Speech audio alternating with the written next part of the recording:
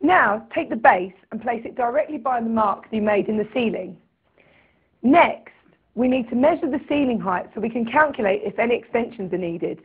Measure from the base up to the ceiling. I measured it earlier, Katie, and it's 2390 millimetres. Thank you. Then refer to the chart in the instruction manual, which will tell you if any extensions are needed. Always try to use the most extensions for your height. This way you have maximum usable pole. So, for 2390, we will need 125 millimetres. Okay? One key point to remember is that the extensions always go at the bottom of the pole, working up from the smallest. Either take the lower main tube, that's the large one with a thread at one end, or an extension if you're using one, in this case we are, and screw it to the lower insert. Don't forget, if you're using more than one extension, the smaller extension, the closer to the base it goes. Tighten the tube firmly. Now attach the lower main tube.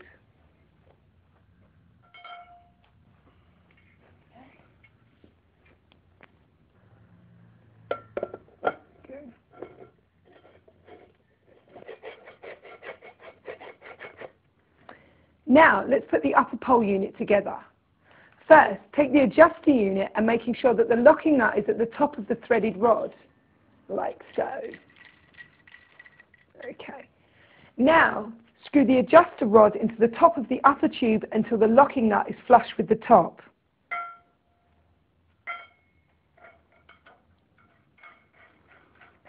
This takes a few moments.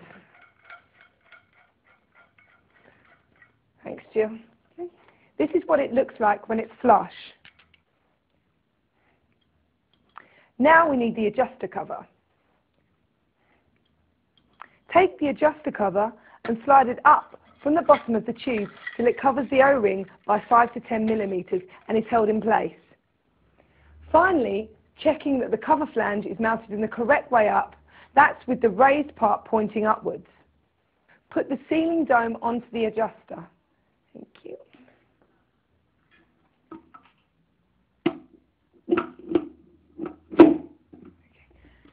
Now we're ready to assemble the two halves. This is where an extra pair of hands are really useful. Thanks, Jill.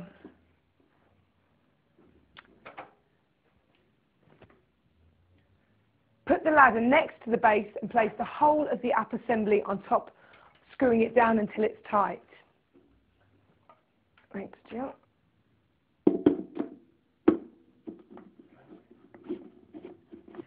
Providing you've done your calculations with the height chart correctly, the upper support will be close to the ceiling. If it's not close, measure the distance, and if it's more than 125 millimetres, about the width of your hand, then you'll need to change the extension to increase the height.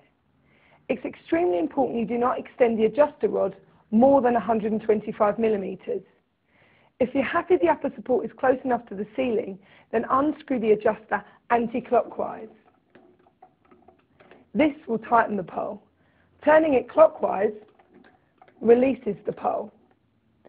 Unscrew the adjuster until the upper base is touching the ceiling.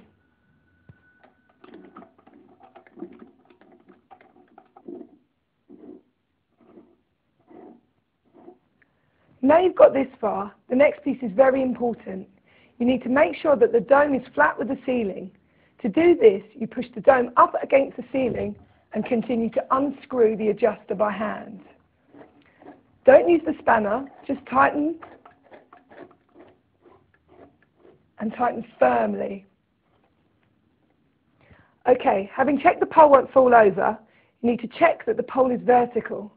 The easy way to do this is by eye. Just line the pole up against the door frame, window edge, corner, or anything else that's vertical. Being vertical is important, but it's more important that the dome is flat on the ceiling. So if the dome is flat with the ceiling and the pole is a touch off vertical, don't worry, the pole will be fine. Before doing the final tightening of the pole, check the tubes are tight. Jill, can you tighten the tubes for me? Thanks.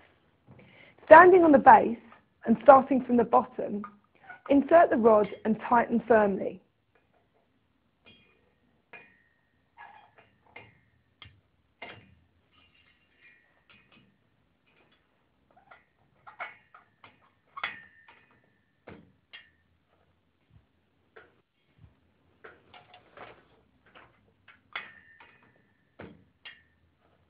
Thanks, Jill. Now we're happy the pole is vertical, the base is flat and the tubes are tight. We can fully tighten the adjuster using the spanner. The spanner has two ends, one for the adjuster, that's the small one, and the large one for the locking nut. The small end of the spanner slides into the flat part of the adjuster rod just under the cover retaining ring.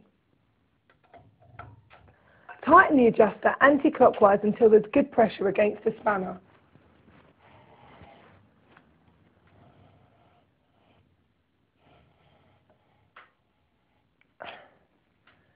Hold the pole, not the cover, while tightening or releasing the adjuster. Now check the pole for movement. If it moves, increase the pressure by further tightening it until it doesn't move. Here's a tip. Some floors and ceilings are very flexible, so it helps to have someone stand on the base. This compresses the floor and makes the tightening of the adjuster easier. Jill, would you stand on the base for me? Thanks.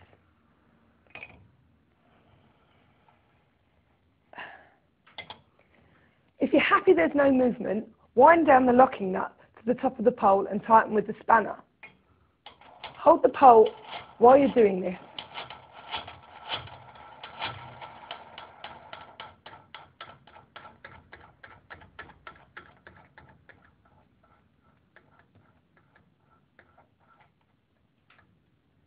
Thanks.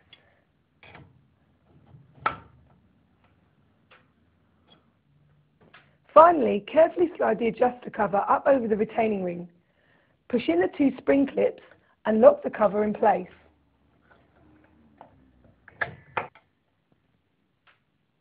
Now let's remove the ladder and try some sideways pressure on the pole. If it doesn't move, then let's try a few practice swings with your feet on the ground and your arms stretched out, putting as much weight on the pole as possible. Have a go, Jill. Try this a couple of times. You could try and take your feet off the ground and swing. If there's no movement on X-Pole, it's ready to use. If you find there's some movement, don't be tempted to use the pole. Retighten it until it's secure. It's very important to remember that because X-Pole uses pressure to retain its position, it can become looser when used. Pole tightness should be checked regularly during every 30 minutes. If there's any movement, don't use the pole. Retighten and retest before use. Also, always check the extensions are screwed tightly together. These can come undone if the pole is loose. Once you're happy there's no movement, X-Pole is ready to use.